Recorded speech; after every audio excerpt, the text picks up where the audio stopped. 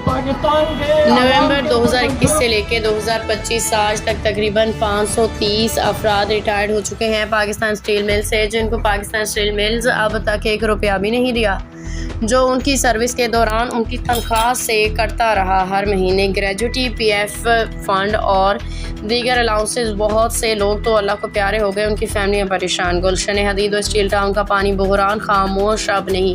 Pakistan steel mills इंतजामिया की गफलत के बाद 25 दिन से ज़्यादा हो गए, अवाम पानी को तरस रहे हैं। तमाम तालीमी इदारे बंद, तलबा का मुस्तकबिल खतरे में, महंगे दामों पानी खरीदने पर मजबूर। शहरी सिर्फ टैंकर माफिया को खुली चोट, हुकूमत की मुजरिमाना खामोशी, कोई नोटिस नहीं है। सवाल हर जिम्मेदार से है। वज़ीर-ए-आज़म पाकिस्तान, सदर पाकिस्तान, वज़ीर आला सिंध, विफाकी और सूबाई नुमाइंदगान, क्या गुलशन हदीद और स्टील टाउन के शहरी पाकिस्तानी नहीं? क्या साफ पानी सिर्फ अशराफिया के हम खामोश नहीं रहेंगे, अपनी आवाज़ बुलंद करेंगे?